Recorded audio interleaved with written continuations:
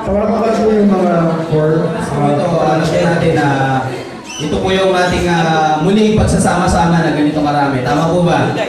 Yan po. Opo, ito po yung ating muling pagsasama-sama. Sana po ito'y maging umpisa muli ng ating power, spirit sa networking. Tama? Ayan. Kami po, tayo pong lahat dito ay voluntaryo tumutulong para po sa ating mga downline. Tama po ba? Ayan. Sino po rito yung naka-payout na? Ayan, tingnan nyo yung mga hindi naka-payout nandito. Yung mga naka-payout, wala na dito. Bakit? Wala na silang problema. Ayan, payout. Ngayon po, sa ating po pag-uumpisa, meron pa pong isasabihin karagdagan si Updexter habang inaantay po yung ating projector. Okay. So, tama yung sinabi ni Sir Bong. Lahat po tayo nag-aantay ng payout. Hindi lang po kami, kayo po, lahat po tayo. So, tama yung mga wala na dito, siguro okay na sila. Pero guys, mas madami pa yung naghihintay. Alam natin yan. Okay? Kasama niyo po kami dyan sa paghihintay. Bigyan ko lang po kayo ng konting history ng mga nakaraang araw na nangyari. So, para sino po ang leaders dito? Hindi yung kanyang sariling account na kiniklaim. Hindi mo may mga downlines. Gusto ko makita lang. Okay. Pakitaas ko lang kung medyo maganda. Okay? Yan. I just want the media will see na hindi po to solo-solong account na katulad ng nakikita nyo na nag-complain ngayon sa paligid. And I'm asking everyone na nag-video ngayon, ikalat niyo po sa Facebook. Ikalat niyo po sa mga members nyo. Ito po ay isang way din po para sabihin nyo sa mga downlines nyo na hindi nyo sila iniiwan. Guys, ako personally, yun yung dahilan kaya po ako nandito up to now. Personal po to. Hindi drama, pero simpleng common sense na. Pag hindi mo iniiwan yung ibaba mo, mararamdaman niya na hindi mo sila niloko. Wala. Yun din po yung gustong sabihin ngayon ng kumpanya. Dahil hindi po tayo iniiwan ng kumpanya, tutuloy pa nga po. Okay? So guys, pakita lang namin sa inyo yung mga nakaraang araw. Yung nakikita niyo po na nasa harapan ng mga leaders. Halos araw-araw po, meron po kami nilalaman na trend. So I think yung mga leaders na intindihan ako, barangay dito, reklamo dito, may sinusugatan ng mga sasakyan nila, minumura, kamag-anak, kapatid. I have my personal experience na may kasabay ako from Iligan, sa may kami ng planan.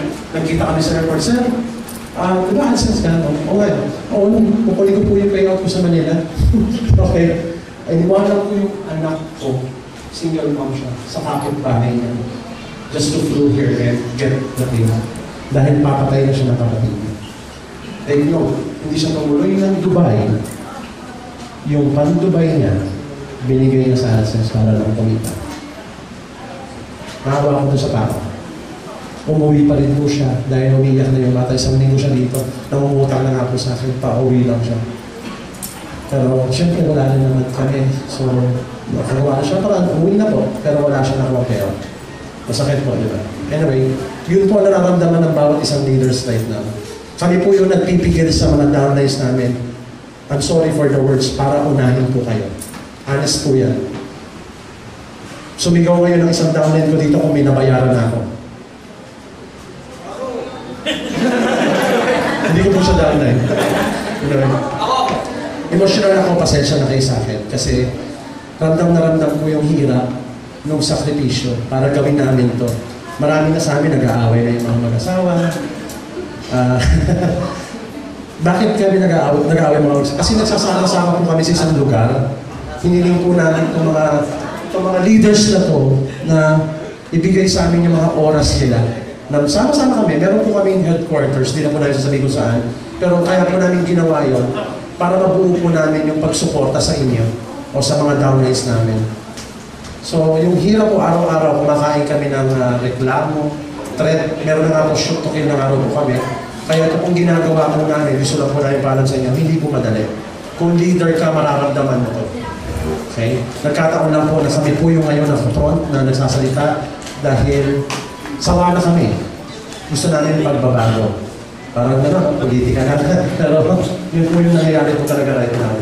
So, pakinggan po natin yung mga magsasalita. Ito po yung katibayan na hindi po titigil ang answer at hindi po magsasara. At ayun na naman, maingay na naman, papasok na naman, kailan, mababayaran pa kami, blah, blah, blah, blah, blah. Mababayaran po kayo. Power po kayo. Mababayaran po kayo. Kailan? Yan ang susunod na tanong. Guys, let's be honest to each other. Excuse me po. Lahat po tayo, hindi na mga bata. Alam namin na may inputs and outputs po na pumasok sa AdSense. Ngayon po, yun po yung kini-clear natin.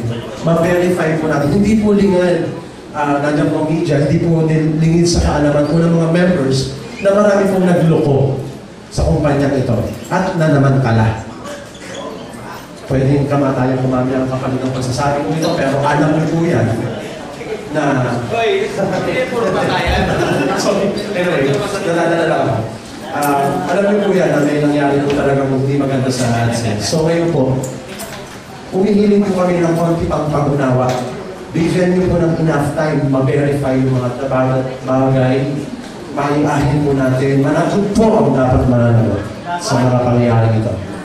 Yan po. Hindi po kami kikilos ng ganito kung hindi po alam namin na tama po yung gagawin namin. Sabi nga nila, as long na tama ang ginagawa mo, pagpatuloy mo.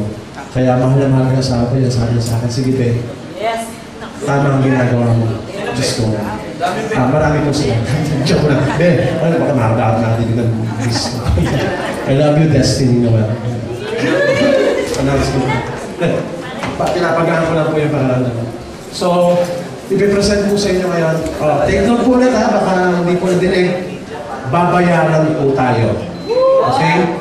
Yung kailan, konti na lang po. Konti na lang. Marami naman eh. I'm praying, me, personally, that we will have a good Christmas. Okay? And I hope this afternoon, maramdaman na it will be a really good Christmas. We are negosyante here, di ba? Negosyo tayo. Sa negosyo tayo tumingin. Kasi itong mangyayari, makikita nyo,